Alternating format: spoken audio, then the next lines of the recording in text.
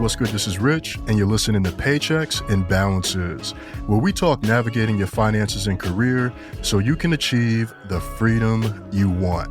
And if you're new to the podcast, this is a twice-a-month show, and you're listening in on Season 2, where one of the ongoing threads or themes is abundance. And today's guest knows all about freedom and abundance, but before I tell you about her, I wanted to give you a few FYIs and friendly reminders. How's that for corporate speak? And so first, I recently had the chance to join Joel and Matt for an episode of the How to Money podcast, so special thanks to them for having me on and allowing me to talk about the intersection of mental health and personal finance, so I definitely encourage you to go check that out. Second, my audio course, Change Your Day Job, is available now on the Himalaya Learning platform. So if you're thinking about a career pivot in the new year, I created this course with you in mind, and you can visit himalaya.com/dayjob and enter dayjob at checkout and make that one word. Dayjob is one word at checkout to get 14 days free access to my course and other content from great minds like Malcolm Gladwell, Seth Godin, and more. And no, I'm not calling myself a great mind. All these other folks are. But if you think that I am, that's okay too. And third, after years of delay, the PB merchandise store is finally live. So visit paybal.co/shop, paybal.co/shop to get in on this goodness. And I've even got something special edition there that relates to an upcoming project. So again, I encourage you to visit the store, paybal.co/shop. All right. So for today's show, I'm joined by an awesome guest and PB podcast alumni. She's helped over 4,000 students learn how to trade in the stock market. She recently became an 8-figure earner, and this year, in the midst of all the craziness, brought her house in cash. And I'm talking to the founder and CEO of Trade and Travel, Teri Ijeoma. And we talk a little bit about investing, but this episode is so much more and really represents the caliber and type of conversation I want to have on the podcast in 2021. And Teri holds nothing back when it comes to talking about the challenges of success and how she's managed to get where she is today. So if you're into abundance and everything that comes along with it, this episode is for you. So here's my chat with Teri, and I hope you enjoy. Teri, welcome back to the show. Hey, Rich, it's so great to be here. I feel like so much has happened since the last time you came on. And it's not even I feel like. A lot has happened since you last came on the podcast, which was back in October of 2019. And I gave a little bit of a preview in the intro to this episode, but catch folks up in real time. What's been going on for you? Because October 2019, I know you had the course out there, but I don't think you were where you are today, which is pretty impressive. No. So let's see. Where was I October 2019? So as you know, my name is Teri Ijeoma. I quit my job 2018 to trade and travel full time. And then in 2018, I started teaching others how to trade. So by the time that we spoke in 2019, I had just recently crossed $1 million in revenue for the course. I had about 300 or so students, probably. Was super excited about that. I was like completely blown away by the fact that I was officially a millionaire. Oh my God, what does that look like? And I was completely convinced that it just would not happen again. Like it was just a fluke, and the next year, nothing would happen. And coming into this year, we now have over 4,000 students in the course. So went from 300 to 4,000. My trading has gotten even better this year. We had a market crash, but then the money came back in the stock market. It just reached all-time highs. And I became an 8-figure earner this year, which has been amazing. Wow. And it's just been really cool. Bought a house in cash. I thought I would never get a house, though. I was like, I'm going to travel. I don't want to be stuck and tied down. I have a house now because we all are inside and we need a nice place to be during quarantine. Yes, we do. And did you buy that this year? I did. So I have a rental property in Chicago that I've had for about since '07. So, wow, 13 years. But I have a house here in Texas that I just bought this year, and I was thankfully able to actually buy it in cash. Wow. That is a blessing. And I've told folks this season's theme is abundance. And so that is definitely it, being able to drop cash on a house. And I know you've talked about this on other shows, but I think you were initially going to go for a mortgage, but they were giving you a bit of a hard time about it. So you had to style on them real quick.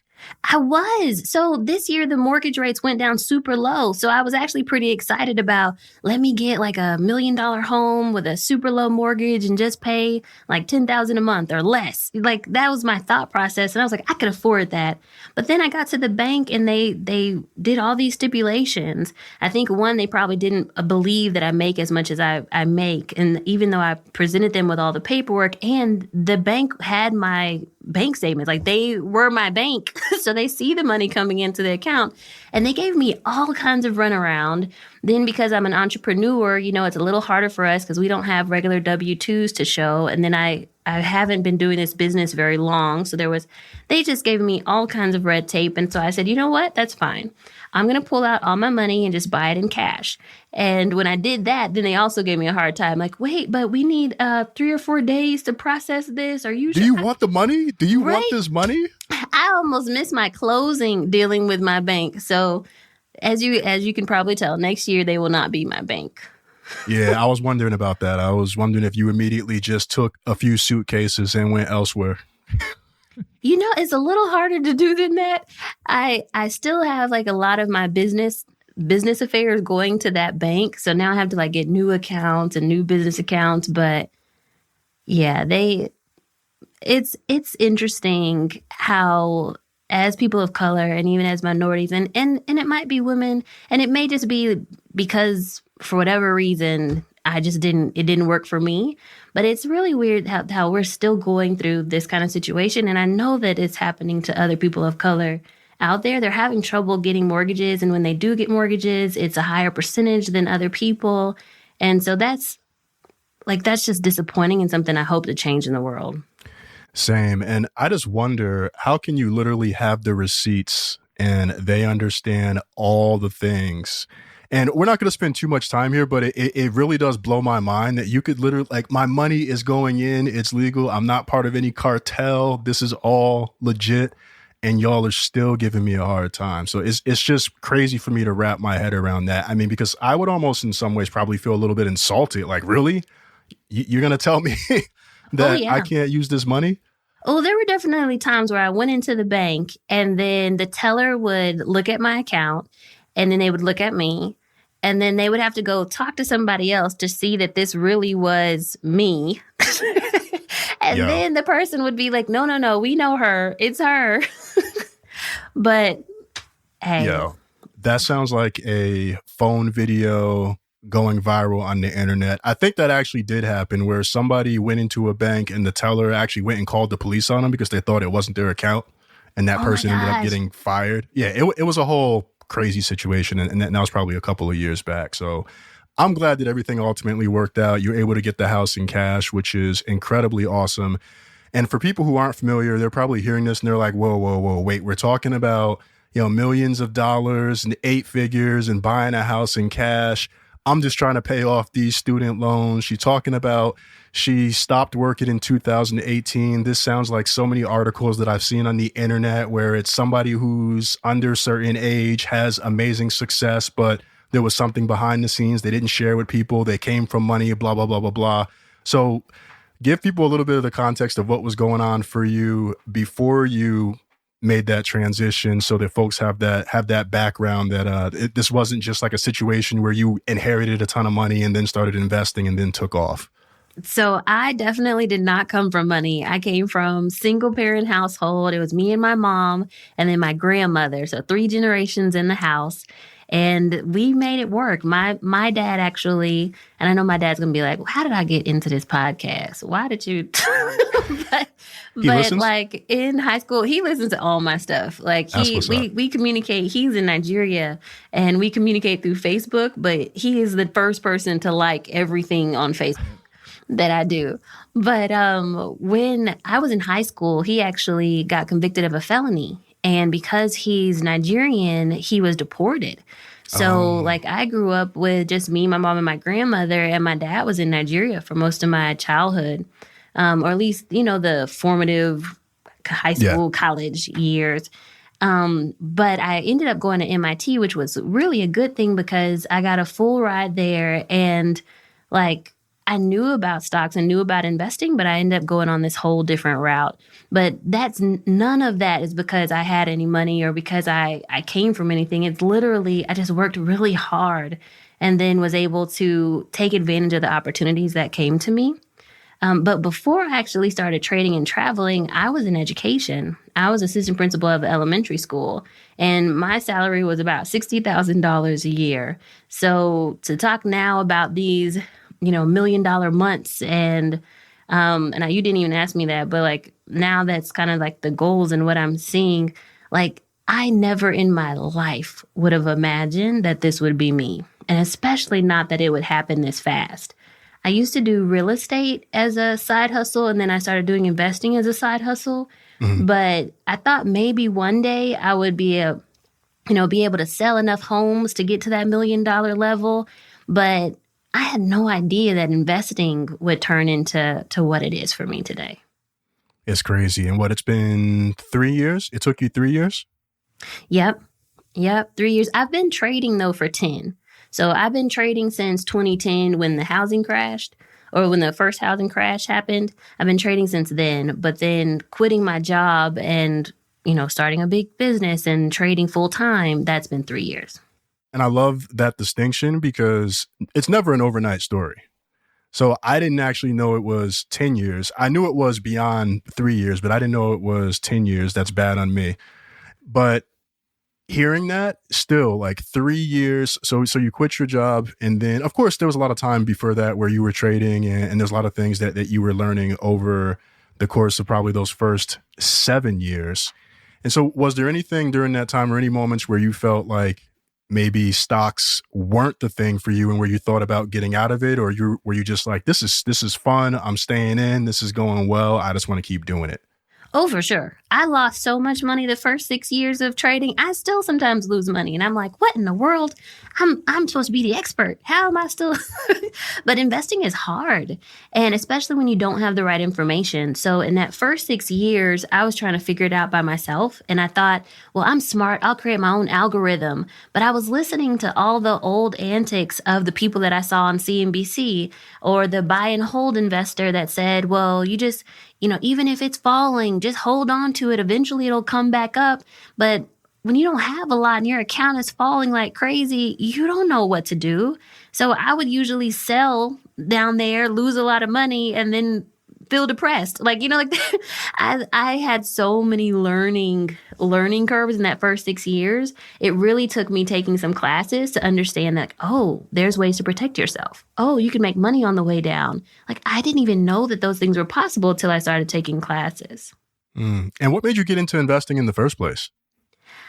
So in high school, I went to Northwestern University and got to visit the Chicago Stock Exchange. And that was also the year that Google had its IPO. And so I remember asking all my teachers, asking my grandmother, like, can we get into this? It was $83 a share. And so from high school, I knew that like this stock thing was important. Like this is serious. And then of course in college, I'm like seeing Google grow and I'm like, oh man, I could have been in that. And I interned on Wall Street at Morgan Stanley in college. So that was like my second introduction to Wall Street. So I always knew that I liked it. It was fun and I'm good at numbers. And you don't even have to be good at numbers to do investing, but it was always something I enjoyed. But I just decided to do education because like I had gone into consulting and they were one of our clients. So it was like a whole nother life, it seemed like.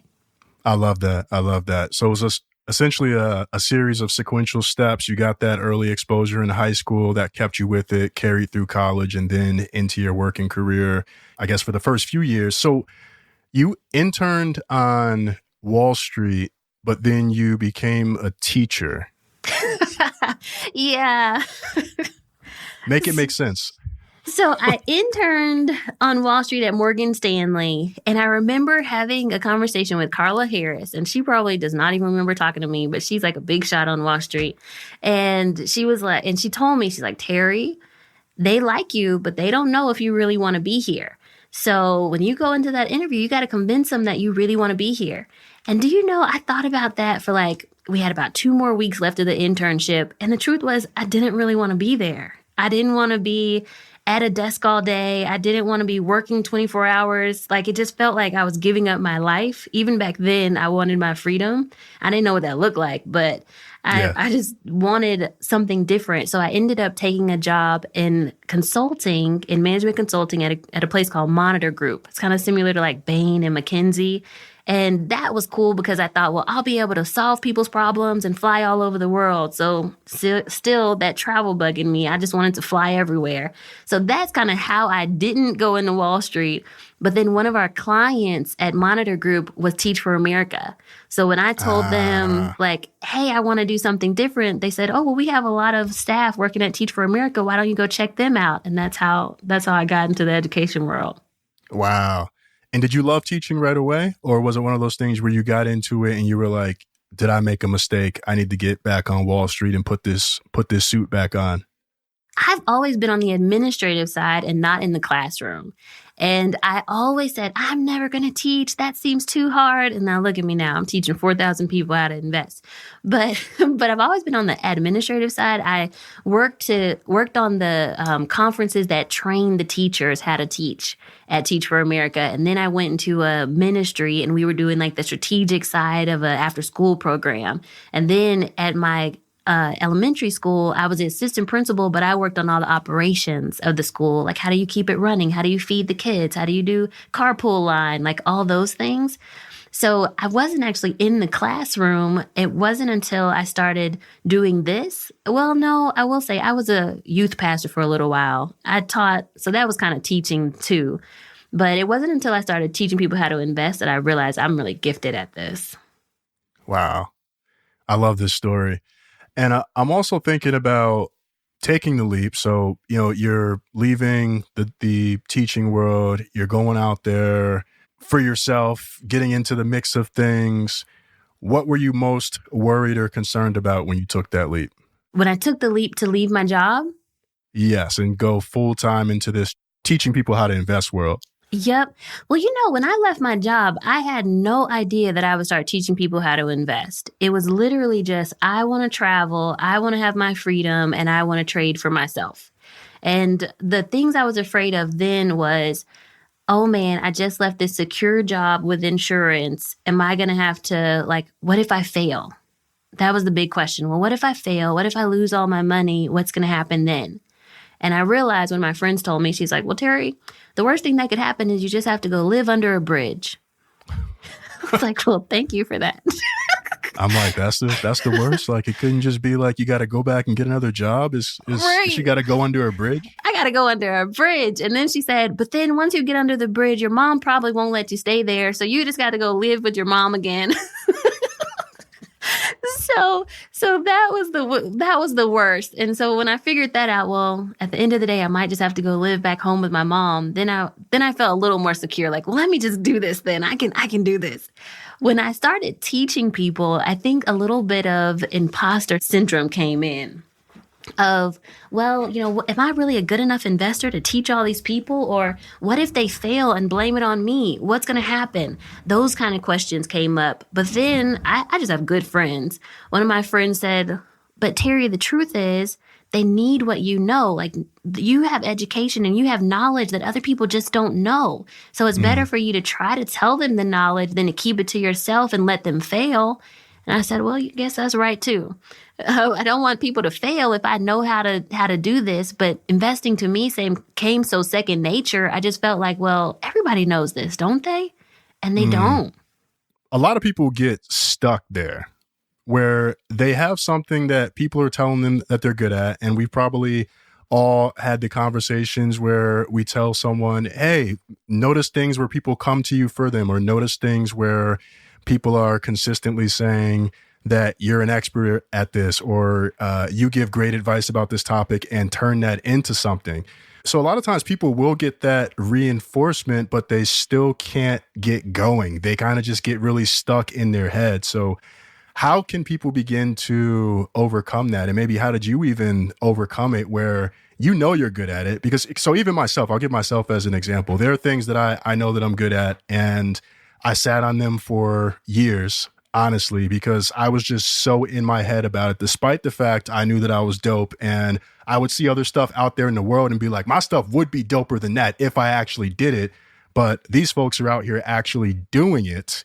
So how do you advise folks begin to overcome that? And how did you overcome that yourself? Well, one thing that helped me was I did one class live. And I think that not enough people actually take the chance to try teaching something that you know and see if the people that you're talking to actually really do know it. So I did one class live when I first got started at my seminary. I was in grad school in seminary, and about 71 people came to hear Intro to the Stock Market. And at the end of them, all of them were like, oh my God, Teri, I didn't know all this stuff. Thank you so much for teaching us. And I even had 2 people purchase my online course, which I didn't even have at the time, because they wanted to learn more. So doing that live class, I think first showed me that there's interest in this. And then when I taught it, there was a thing of, and we like the way you teach it. Yeah, there might be information out there that other people are teaching, but some people will resonate from just the way that you say something. Like they like me as a teacher. They can understand it better. Someone else that just throws numbers at them won't affect them the same way as I will. So I think once I saw it happen in person, then I knew, oh, there's something to this. People need to know this information and they need to hear it from me. Got you. And what is the magic in the way that you teach? Well, people say that I make them feel like a kindergartner. I don't know if that's a good or bad thing, but they say it's a good thing. They're like, you know what? You just know how to make really complex things really simple. And these are like 30, 40-year-old men. And they're like, you know what? I really like how I feel like I'm in first grade again, but it feels good.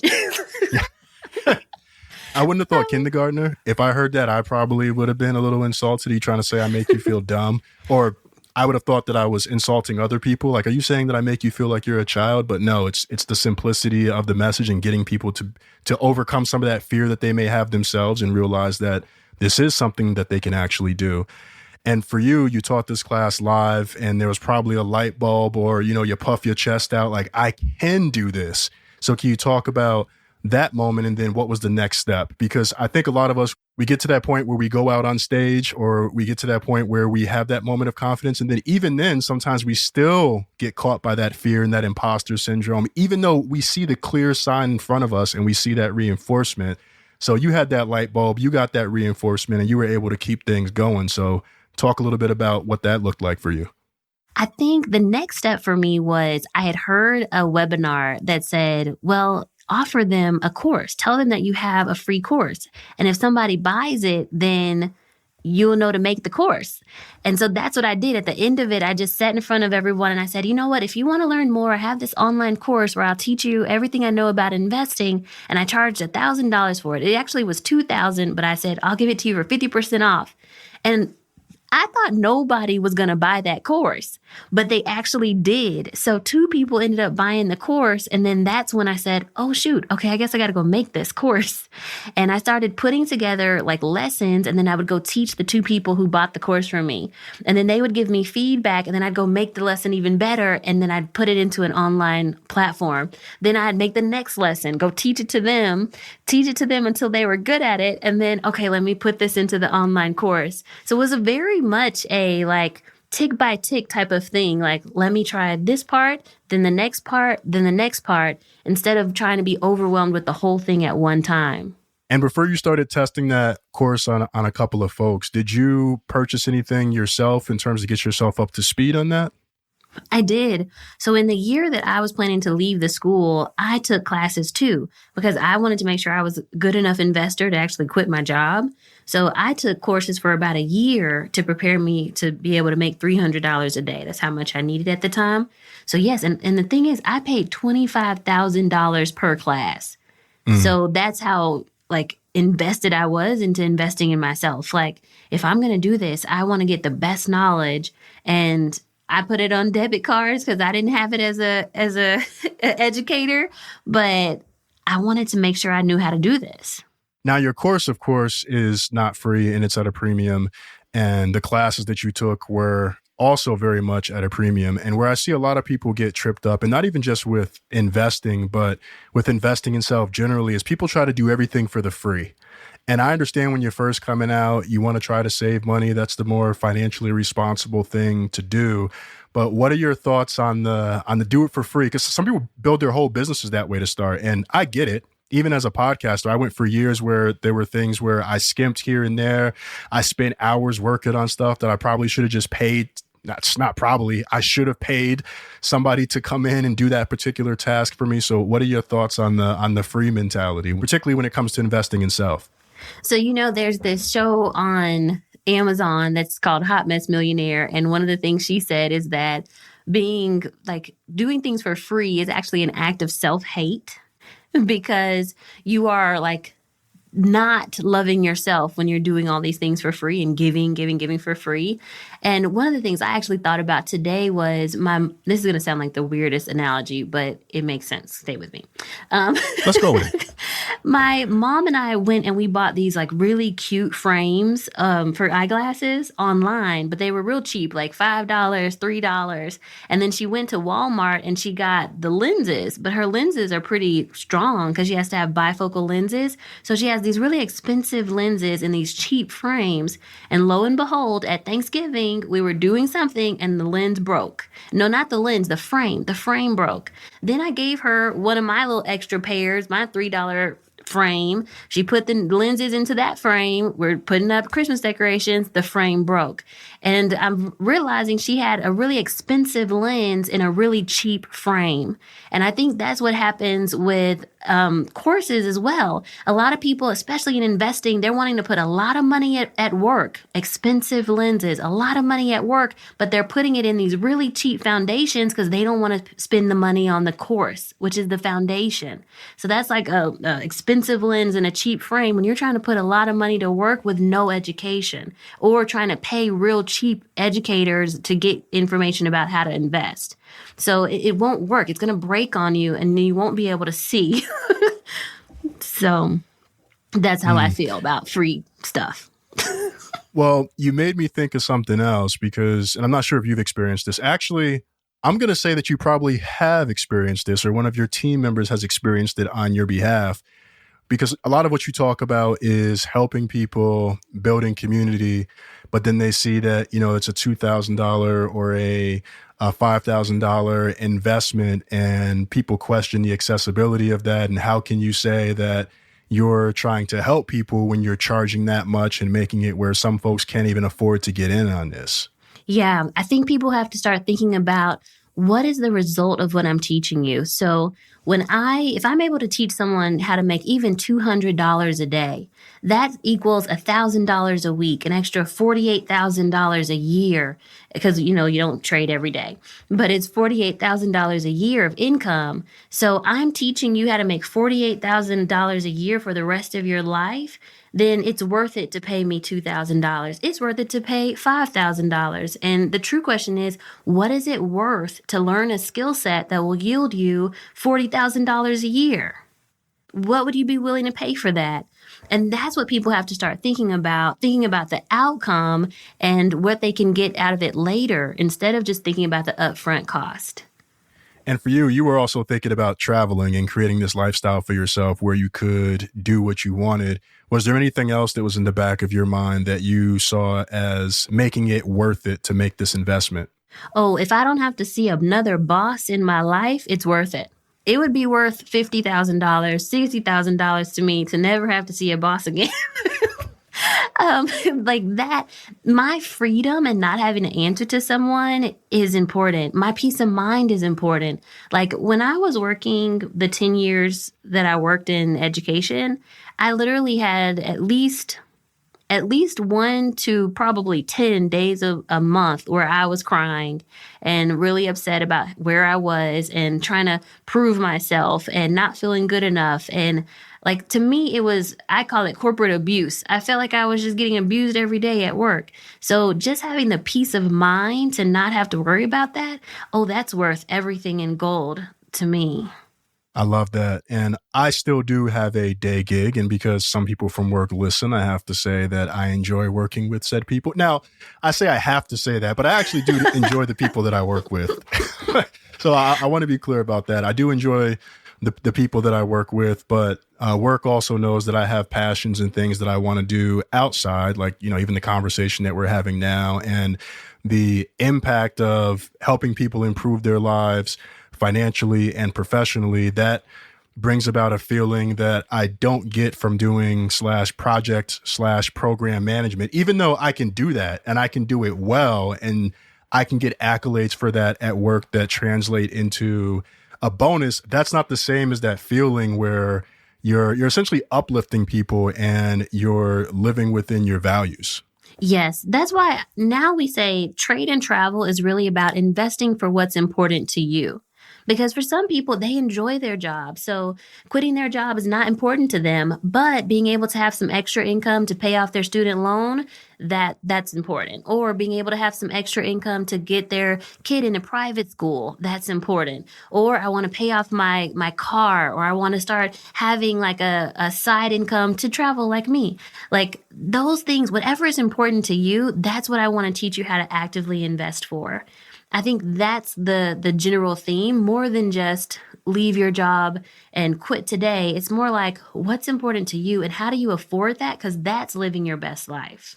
And we're going to hit Hot Mess Millionaire because I know before we recorded this episode, when we talked a few weeks ago, we talked about this show on Amazon following Dr. Venus Opal. But something else that we talked about that stuck with me from our conversation, and I talked about it on a recent episode of the podcast, is October for me was a month from hell, just with all of the things that were going on. And they were all positive things.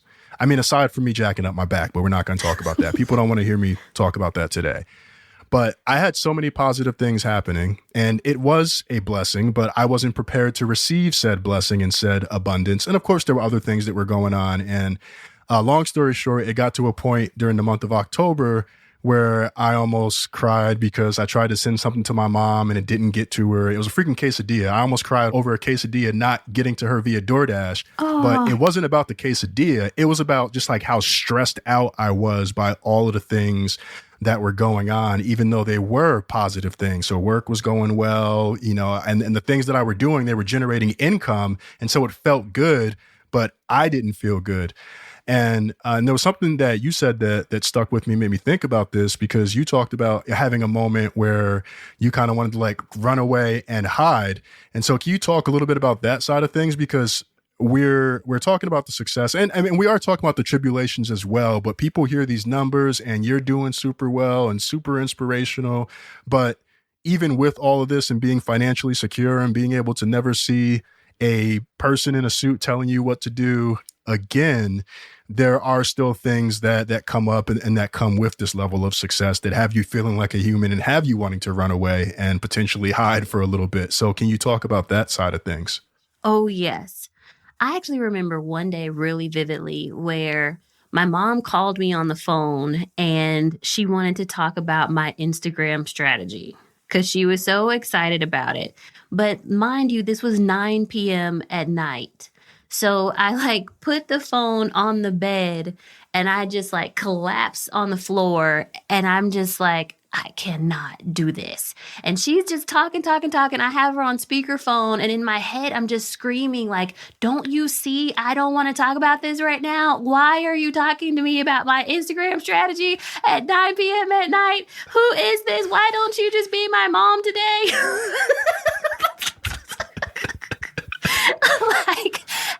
And that, I realized what was happening is that I literally was on all the time. I never had a break ever, because I'd wake up at 7:30 in the morning, I'd be trading, and then from there I'd go into meetings with my team, and then after that I'd go into coaching calls with my students, and then after that I'd get on the phone wanting to kind of have a debrief and actually not even wanting to talk at all, and then my mom be talking about something that has to do with my company, like Instagram, and I just couldn't. Like, I never had a moment. Then you go to sleep and you wake up and you do it all over again, and it turned into, is this what freedom looks like? Because this is not what I thought I was signing up for.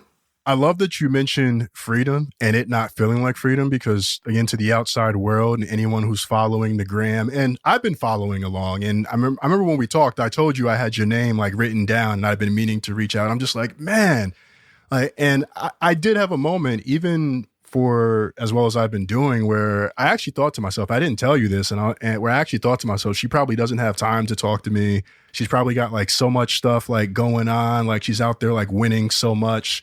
And I kept kicking it down the road because I saw the level of success that you were having, and I wasn't hating. I was just like, yo, she's like she's blowing up. She's going nova on these streets right now. But even while all of that is outwardly happening, where people are seeing all of these positive things and they're feeling inspired, I think it's important that people see that while it may look like freedom, there are still some things that could be within your business or within your lifestyle that are actually holding you back and keeping you from feeling free. So my follow-up to that was going to be, what did you do to start really taking care of yourself and to get yourself back into the freedom zone? Great question. And before I answer that, I want to touch on a couple of points. One, you can always call me.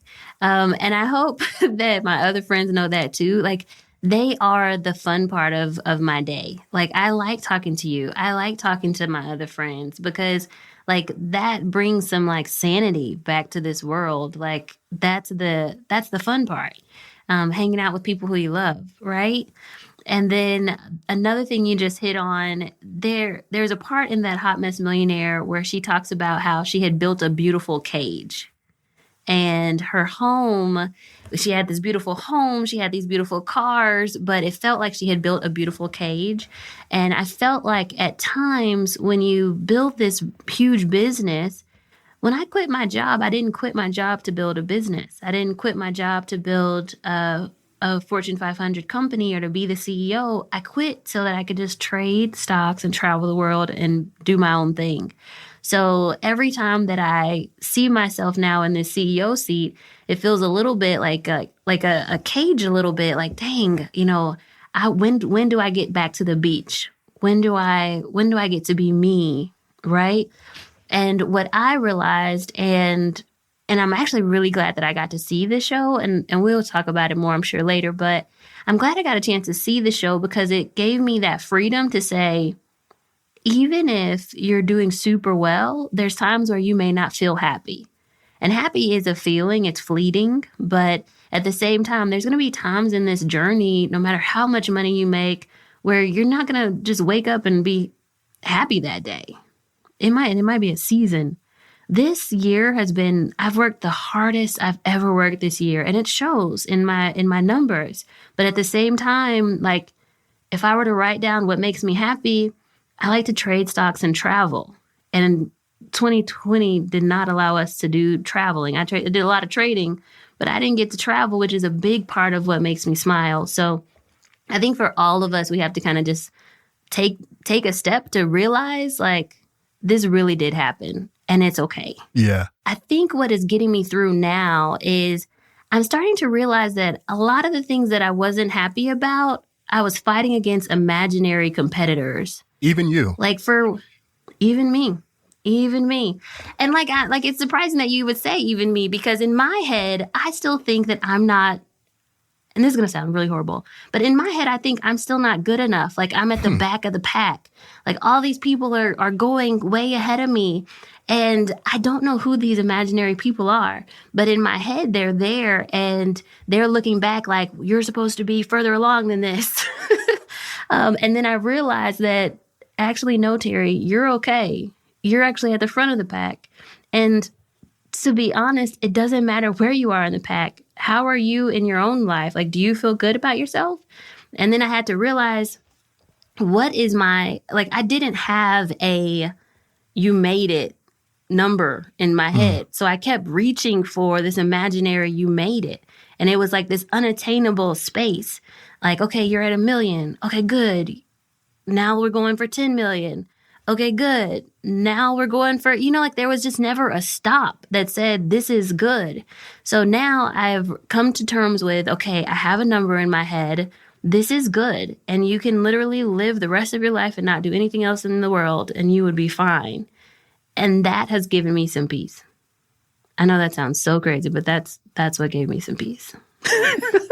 But that's real though. And being able to take a moment and appreciate, I think that's something that a lot of us, especially people who are achievers, it's something that we really struggle with. And what I've said, because for me, I get very anxious about things. And I'm also someone who's always constantly chasing the next level. What's the next thing? What's the next thing? I've talked about in the podcast, being able to stop and appreciate all of the good things that are happening. And I've gotten better at that, but there's still a long ways to go. And I've found that for folks who are achievers, that it's almost like it's a gift and a curse, right? Where what makes you super successful is also the thing that can be super debilitating. What do you think about that? I think that's very true. Very true. There's no off switch, which is a bad thing. I've even said that about investing. It's really hard for type A overachievers to do well in investing. And that sounds crazy because you'd think that we would be the best ones. But what happens is you get a system like my system. I give them 7 steps. They'll take my system, but then they feel like, oh, well, I gotta figure out something on my own. So they're not good just sitting with the 7 steps. Now they're trying to figure out step 15 through 13, which is unnecessary. Like sometimes if you get a blueprint, just follow the blueprint. Or they see a stock and they're like, oh, I got to chase it. I got to find the next best thing. I can't just go with this one. There's just like, we struggle with being okay with just going with what someone has done or told us to do. So I totally agree with you.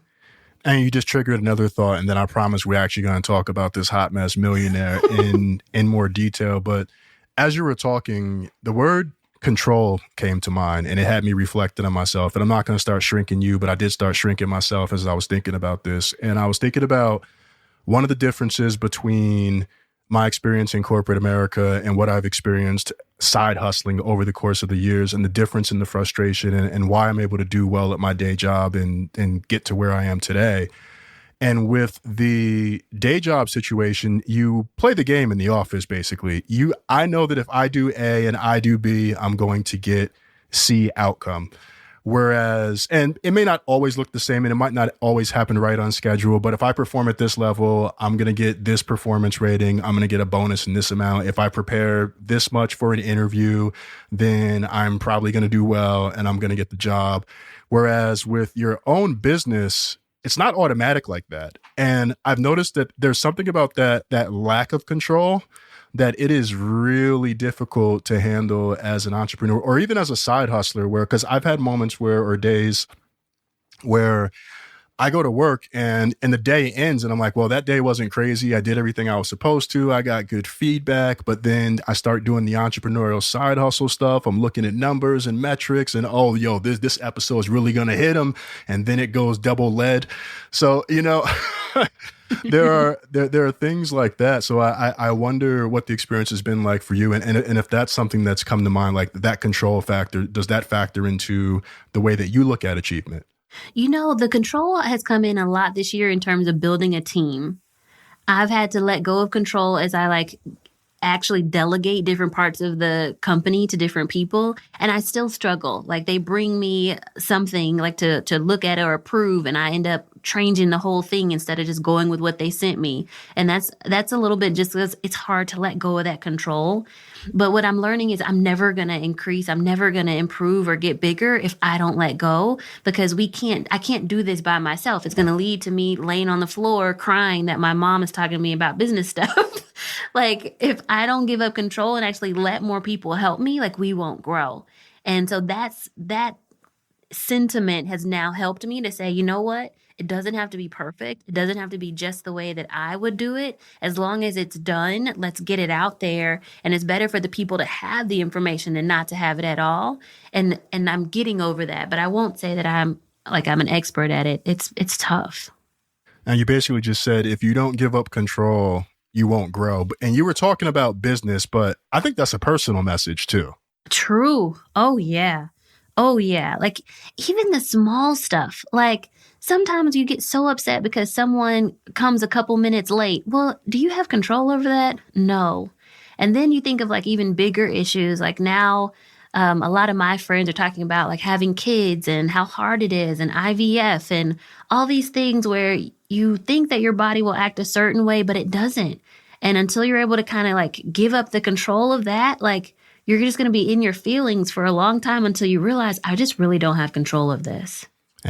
And the sooner you can let go of it, the better. And it's something, I mean, it's all a lifelong journey. We'll never be perfect at it. And I know when we have different levels of stress, we sometimes default back to whatever our instinctive response is, which a lot of times if we're out of control and we get anxious, we then want to gather control. And that's where we may not take advice. Even though it's the right advice, we may not take it because somebody else is telling us to do it versus that feeling of us figuring it out itself. And this is a topic because now we're in the personal development zone. And this is something that I could talk a lot about, but I said we were going to talk about Hot Mess Millionaire, which Boo Boo Kins and I sat and watched the pilot on Amazon, and you can find the rest of the season available on YouTube. And you actually put me onto this. So how did you come about this show in the first place? You know, I was just scrolling through and I saw it and it said Hot Mess Millionaire. And I said, you know what? I keep seeing this come up. Let me actually play it. And I played it. And what was crazy is it was like 3 a.m. in the morning. I had my laptop on my lap.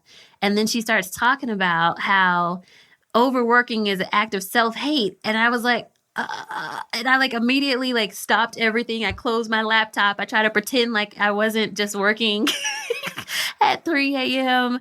And then after that, I just wanted to talk about it to anybody else who had watched the show. Because I mean, it was so true to me. I got caught red-handed. Yeah. And there's a level of realness to it for sure. And I think it's kind of like in documentary, reality showish type of territory. And for those who aren't familiar, essentially this woman, she ultimately became a doctor because she got her PhD from Stanford. She's from Baltimore, and she endured a lot growing up and throughout her life. And I won't go into all of the details. Y'all got to go and watch at least that pilot on Amazon if you have it. Otherwise, catch the full series available on YouTube. And she is not paying me to say anything about this or for us to talk about this at all. But it's super interesting because some of the concepts that she raised, and I wrote down a couple of notes about the show, but I know that you wrote down like a manuscript about the episode. I did. I won't even lie. I did. And so we'll start with you because you do have a lot of notes. So what really kind of jumped out to you? And we've already talked about one aspect of it with the self-hate, and there was something else that you mentioned earlier. But what else really jumped out to you? What did you underline 4 or 5 times? Okay, I'm gonna tell you. Okay, we're gonna play a game. I'm gonna tell you like 4 quotes, and then you can tell me which one you like the best. But here are some of the ones that I really loved. She said, "It didn't occur to me that I had a right to say I'm not happy. It didn't occur to me that I had a right to say I'm not happy. In the winning, I lost me." And I thought, oh, wow, that's powerful. In the winning, I lost me. And then then she was talking about kind of some of the things that she had to do with her business. And she's like, that's not joy. That's duty, obligation, pressure, stress. And I wrote that down. I was like, ooh, that's good. And then this is two more, and then I'll stop. This is the next one. Give, and MFs don't say thank you. It becomes an expectation, an obligation, and an entitlement. They're entitled to me. I said, ooh, okay. And then the last one was this idea of socially acceptable acts of self-hate. She said, working hard, self-sacrificing, overgiving, doing everything for free, doing more than what you were paid for, undercharging are all socially acceptable acts of self-hate. She said, you are rewarded for treating yourself like shit. So I was like, wow. Yeah. And we're going to talk about that a bit more, but that self-hate and then also the entitlement one that I think that was right before it, the entitlement that comes from other people. I think why that really resonates now, and you've probably experienced this too, actually, I'm certain of it, just because as you grow, and especially when you're on video, you're on a podcast, people feel like they know you, like they can reach out, especially when you're warm and you're energetic. People feel that they can reach out to you and ask for whatever they want. I've found that over time that I sometimes have to actually like check myself a little bit on the other side, because like someone will reach out and just kind of like ask for something. And I'm like, why? Like you didn't like no opening, like you're not like, where I'll actually get like frustrated that at the way that someone reaches out to me to make an ask, and I respond respectfully. But the other side of it is there have been times where someone will ask for my time. They'll ask, can I jump on a call? And I'm not just sitting around like waiting to jump on calls with people. I don't think you're doing that either. But people feel comfortable reaching out and making that ask because we've built that level of rapport with people through these various channels that we're on. And so I think that speaks positively about the relationship that we're able to build with people without being with them in person. But the downside to that, and what I've experienced sometimes, is that when you tell people no, like people get really upset. Like, oh, you said you was about the people. And I'm like, well, I am about the people. Right. I am about the people, but like, I'm not just sitting around waiting to jump on these calls because I didn't say no enough. And there was a stretch where I was saying yes to all of those calls. And it got to a point where the stuff that I really enjoyed, helping people, that's one of my top values, I found myself actually not liking it. And I think there was that element of control and freedom. It didn't feel like freedom to me having to jump on these calls after work and having to respond to people being kind of like nasty and mean because they felt like you owed something to them because, they've been listening or following. And so now they're entitled to you. It's a really weird dynamic sometimes. Yeah, I was listening to a singer the other day, and he was talking about how people don't understand that when you comment on something, like you're commenting on a real person. Like this is a real human being, and they're seeing your comments, and you don't get a chance to have an opinion about who they are because you don't really know them. You might think you know them because you see their pictures and you follow their page, but you don't know them as a person. So you don't get to keep them accountable because you don't know who they are. And like, I really have seen that too, especially with this entitlement piece. Like people, and don't sell something because then people think, well, I gave you money, so I'm supposed to have all of your time. There's just this thought that you have to be their slave. And one of the things that I've realized is anytime that you're working really hard for someone for free and they feel entitled to it, that's almost the same thing as like you being like a slave for a slave master, because they're expecting you to do really hard work for free.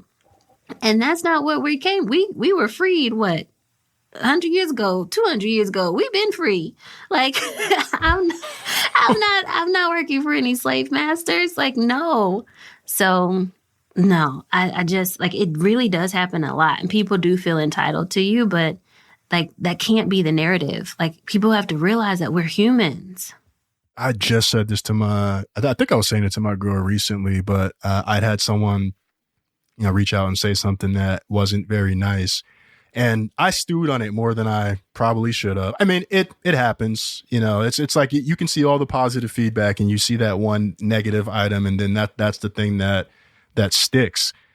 I was telling my girl that I wanted to reply and be like, there's a human behind this, because it just kind of felt like, and I think the other side of it is people feel that because you reach a certain level that it just comes with the territory. Like, oh, like you're doing well, like you're a public figure, you deserve, or I'm entitled to critique you, or I'm entitled to say what I want because this comes with the territory. And every now and then I do have this feeling, and I didn't say it in that case, but there will be times where I actually do respond because I've had other situations where I say, like, I understand that, like, I've got this brand and I understand that, I've got to be, that other brands are watching what I'm saying and what I'm doing, but I'm a human first. this whole brand thing and sponsors, like my values are more important than that. And I am not going to be disrespectful, whatever it is. But I've had times where I've had to say, yeah, I understand that you probably think I'm not going to respond because, I've got this brand and, I've got these other things going on, but like I'm a human at the end of the day. Yes. Yes. And people have to understand too that we're doing this out of the kindness of our heart. We don't have to do what we do. You don't have to do the podcast. You have a full-time job. You could easily stop doing this, but you enjoy it and you want to serve the people that you're serving. Same thing for me. I don't have to teach, but I enjoy it. And I think it's really important for people to learn how to invest better. But at any moment, we can decide to go do something else. So when people are like putting negative comments or saying that they don't like something or complaining, what they don't realize is that they're planting seeds for us to be able to quit and not teach them anything at all. Like, would you rather us have something or you want nothing at all? But people are crazy. I was laughing to myself because I was thinking I got like a 2-star review or a 1-star review on the podcast. And I remember thinking, oh, yeah, well, how about I just shut the whole show down then? Like I was 1 star. But then, I had to realize on the other side, I'm like, well, that doesn't help the other, thousands or however many people who are listening and enjoying and who have positive things to say about the show. And I want to be clear that we're not talking about this right now to rag on the people who do say negative things. It's more so the reminder that that there are humans on the other side of this. These aren't just personalities and successful people who don't have feelings and don't have emotions. We very much have these things, and we're very much just like the everyday person who's walking around, despite what stories we may be in and what headlines that we're capturing. But then also there is some, I think, accountability on our side to control how we respond to people. I guess going back to that word control again, and even being able to roll with some of those punches and understand that while it may not be right, people are going to say things and people are going to do things because that's also human as well. Yes, yes. And I've also learned that a lot of the times I get upset at bots. And that they're like literally bots that are going on all the Instagram posts and going on YouTube. And I'm spending all my time being mad at something that's not even real or will never really impact my life. And even if the person is not a bot, most likely they don't have the things that I consider success anyway, or it won't impact me is what I'm trying to say. And when I think about that, then I like, you know what? You're giving too much effort to them bots. Like, those are computer generated. Leave it alone. Yeah. I've had to fight that a few times where I look and I'm like, 100, they're following 185 people, but 0 are following them and they're cursing at me. Probably a bot. I'm going to walk away from that. Now, there was another quote that jumped out. And I mean, we've talked about it a bit, but this self-hate, and what it made me think of was the rise and grind mentality, because there was a stretch where I felt like it was a badge of honor to be awake at 5 a.m. doing work. And it wasn't that I was up being efficient. I mean, I was, but that's not what I was thinking about. I'm like, I'm up, I'm working hard. It's the end of the day. I'm working hard, grinding all day. There was a song about it. I'm not going to try to sing it because I can't hit that note. But there's a lot of talk about the hustle. I mean, the side hustle. Everything is about the hustle, the hustle, the hustle. And I got to a point, and probably even particularly over these last few weeks, where I've said, like the hustle can wait sometimes. And I'm even willing to miss out on some money. And I think I can say that because I come from the fortunate place of having a job where I'm well compensated. I have benefits and things like that. So I can afford to leave money on the table. But I think it's hard to say if I wasn't in this situation, how I would handle it. But I would hope, given what I've learned, that if I found myself in a situation where I was burning myself out, that I would actually be willing to leave some money or potentially leave something on the table because I prioritize my health and well-being more. Because I've had the stretches where I haven't done that, where I've been projecting, rising and grinding, burning myself out, coming home and putting down a bottle of whiskey or putting down a bottle of whatever, which I've since cut that 53 days strong as of this recording of zero alcohol. And Good. appreciate it. And that rise and grind mentality, it's pervasive. And it makes people feel bad because you see people talking about hustling, they're doing well. Even some of the stuff you hear people say about the day job when they call it the rat race, like that sounds awful. You got to hustle and get your way out of there. If you're not building your own business, you're losing. And I think a lot of times when people make those comments, they're trying to inspire, but it's actually quite uninspiring. You know what I mean? It is. It is. Like at Thanksgiving, my cousin told me that he doesn't want to work for anybody else. He wants to start his own business. And he said, I don't want a 9 to 5. And in my head, I was like, if you start your own business, do you know this is like a 7 to 12? Like you're going to give up your nice, cushy 9 to 5 where you get to leave work and not think about work to come to this job, this entrepreneurship thing where you're going to be working like 9 to 9 and then have your computer out because you're still working. Like, and I think that some people don't realize that that's what they're actually saying when they're saying, I want to be an entrepreneur. Entrepreneurship is hard and it takes a lot to really be successful at it. And if you're thinking you're going to go to the 4-hour work week, which you can, I don't want to say you can't, it's about a shift in mentality, not so much a shift in money. Like your mindset has to change. What you think is important changes when you're going to a 4-hour work week.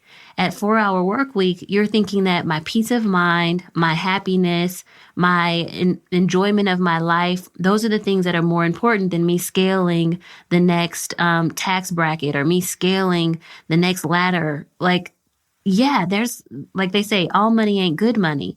There's times where we got to leave money on the table so that we can enjoy our life and actually get to enjoy the money we did make. Yes. And also, you can't have a 4-hour work week if you don't have hired help. Mm-hmm. You know, like you've got to be making those investments. You got to have the processes, the systems. So some of the stuff I am applying and learning at the day gig is coming in handy in my business and vice versa. But you can't have that type of freedom. Yeah, everyone wants that 4-hour work week, but there's a lot of like stuff that you need to do to even get to that point in terms of building the infrastructure, which is where I think people often cut a lot of corners. Yeah, I think the 4-hour work week comes after the 80-hour work week. And people want to just jump over the 80-hour work week and go straight to the 4-hour. And that doesn't happen. You got to like grind. And maybe someone on this call is going to be like, well, that's not my story, Teri. I didn't have to do that. Well, I am so happy for you because every other entrepreneur I've seen, we are grinding. And the truth is, it's not always fun. Like at some point during this year, most of the people that I know that are friends have gone through a bout of depression, a bout of burnout, a little bit of just rethinking what's important in their life.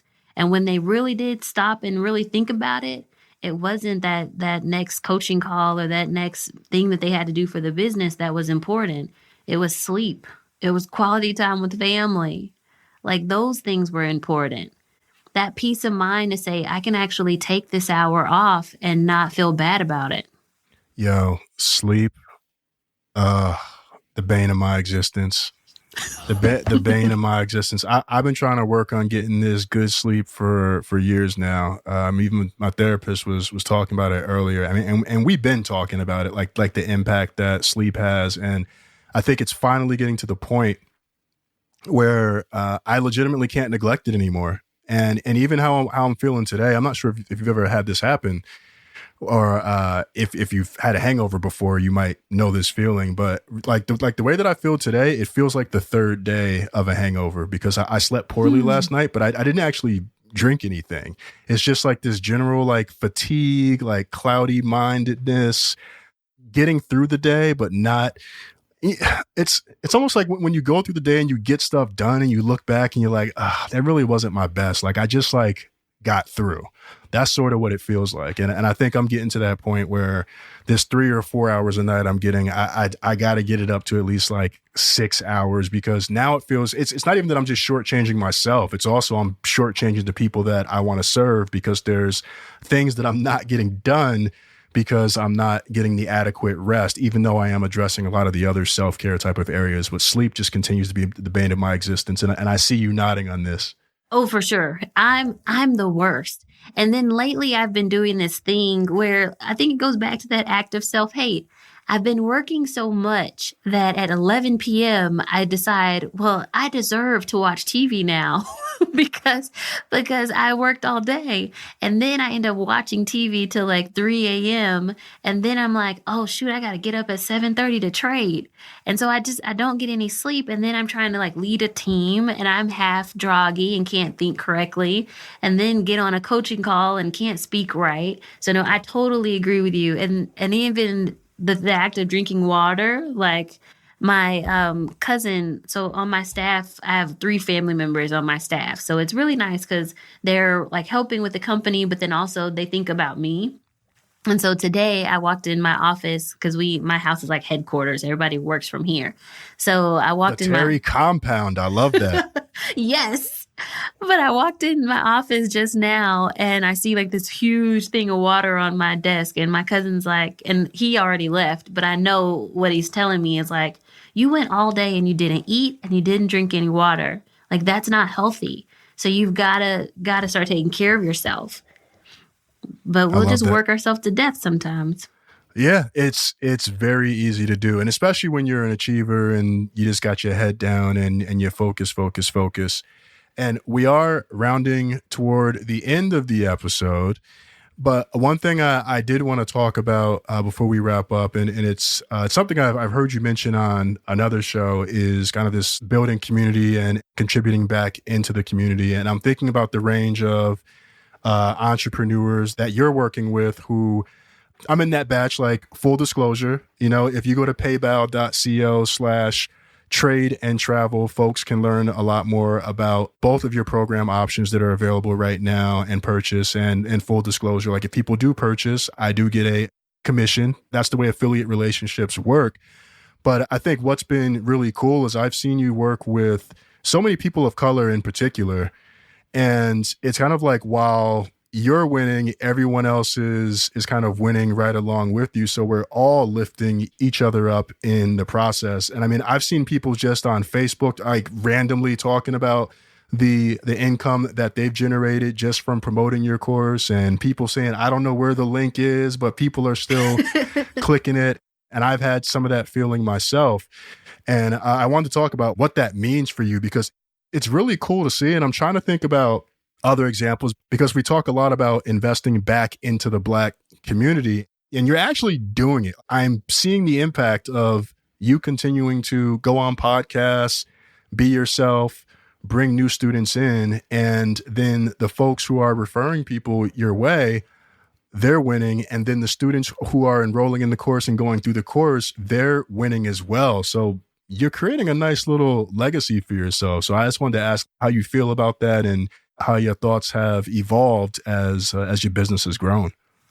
Yes. And just to clarify, because some people may listen to that and say, oh, this is an MLM marketing type of thing. And it's like, no. I have an online course, but we have a referral program. So when you just like AT&T, Verizon, anything where you refer someone, then you get a referral fee. So that's what Rich is talking about. Yeah. But I want to clarify, this is not a blessing loom. This is not one of those fake susus where someone's coming to you and saying, I have an amazing opportunity. That's not this. This is no different than when you go in an app and they give you a link. And if you share that link and people click your link and sign up for that service, you get your $5. It's just like that, except it's way more than $5. Yeah. Yes. Well, the coolest thing, so I actually love this part about my company. This year, we've poured over $1 million back into actually in the past 2 years, we've poured over $1 million back into other small businesses. And I love it. Like I've gotten phone calls of like, Teri, I just want you to know that like during COVID, I lost my job, but your course is still paying me a salary. And even I had my plaque. So this year we've been helping 1,000 students to make $1,000 in a day trading stocks. And whenever they make that $1,000 in a day, then we give them a plaque to show them their achievement. Well, the company who makes the plaques, this year during COVID, we had to order like another huge load of $5,000. I think we had to order 500 more plaques. And she came and personally dropped them off to my house. And she said, Teri, during COVID, we had to lay off 3 staff members, but your order kept us afloat. And it's things like that, knowing that like our business is doing well, but we're able to help other businesses stay in business. Like that's huge. We're keeping people like food on the table for people. So that has been such a blessing. Like it's been that piece alone is what gives me motivation every day. Like I'm pouring money, not only teaching people how to invest for themselves so that they can build their families and build legacies, but I'm also pouring money back into our communities and building other small businesses. So that's been really cool. And then just like our $1,000, so the 1,000 people making $1,000 in a day is $1 million a day that's being put back into the community.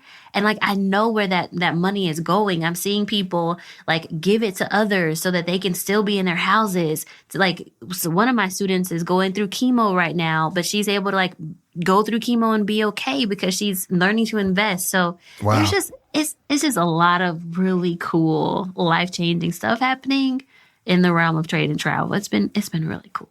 I love that. I got that. I know people be like, I got the goosebumps, but like I don't know if you can't, I almost knocked my microphone over. You probably can't really see them. Yeah, I got the legit goosebumps from that. That is awesome. So we are rounded toward the end here. So give folks a heads up of what's coming up for you in 2021.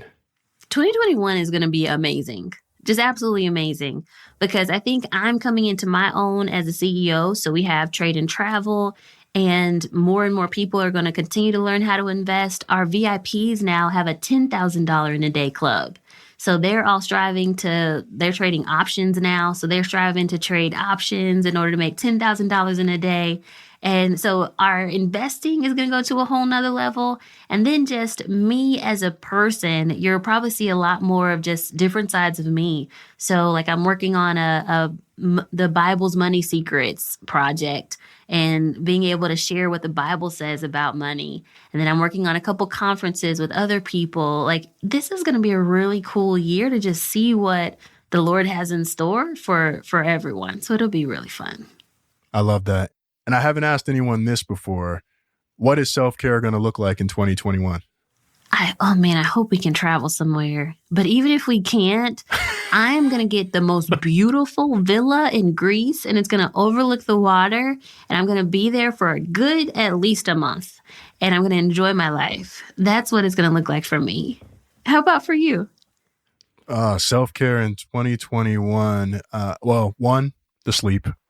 Two, the working out. So, I got a Peloton bike at the crib. So getting back into a regular riding rhythm with that. I was going good until I jacked my back up, and then I got all discouraged, and I haven't been back on it except for one time.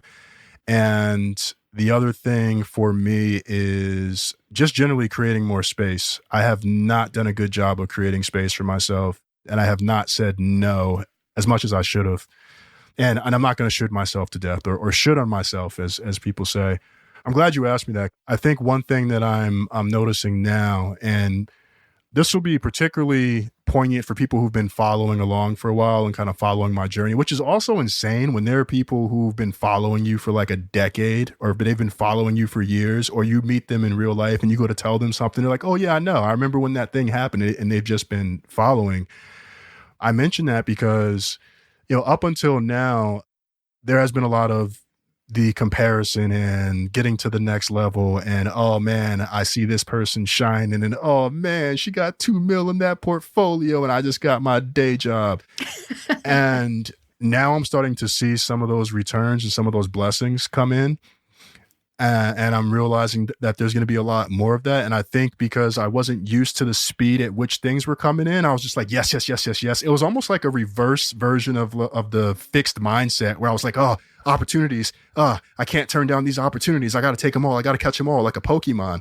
And that put me in a position where I almost got burnt out, and I was feeling like really down. And I've decided that for 2021, if that means hiring more help, if that means taking less projects, I told you when we had a conversation offline that even working with podcast sponsors, like I put that on the back burner just because it wasn't worth the effort and the headaches to work with some of these companies. While I'm going to be doing more in 2021, I'm also going to be a lot more strategic about how I create space for myself and the way that I complete tasks. And I'll talk more about this on a future episode, but even working on creating a YouTube channel. So I'm letting that cat out the bag. I won't say what it's on this show, but letting that out the bag. I'm not going to do that thing where it's Sunday night and the episode's got to go up or the clip's got to go up on Monday and it's Sunday night at 2 a.m. and I'm up editing knowing that I got to go to my day job at 8 a.m. and then it's just this vicious cycle and I'm scrambling. This month, December, like this is all setting me, at this point, I'm doing all my recording and setting all of my stuff up so that when I go into January, February, yeah, there's stuff that I'm working on, but I've got breathing room and it's not just deadline on top of deadline on top of deadline. That's like super top of mind for me right now. That sounds good. I can't even top that. I think that's drop the mic. That's good. Man, being in Greece and eating, I was going to say eating Greek salad. I'm like, that's so cliche. Like go to Greece and eat it. They probably don't even eat Greek salads there. But anyway. I'm trying to think. I went recently. Well, I went last year and you know what? I can't even think about the food in Greece. I'm thinking about like the food in Israel. The hummus there, like legit was the best hummus I've ever had. So yeah. One day Santorini will be for me and hopefully those who join the course and start making $1,000 a day so they can live that lifestyle that they want. And Teri, it's been fantastic having you on the podcast. And I'll say in particular, talking about some of the things aside from investing, because you've been on a lot of different podcasts. I encourage people to go check out both of the episodes that you've done with Jamila from Journey to Launch, both fantastic episodes. I've really enjoyed having a chance to chat with you about some of the mental and some of the other things that come up with being a business owner, succeeding, the angst, the achievement, the self-hate that we don't even realize that we're participating in. And where can people find you around the web if they want to learn more?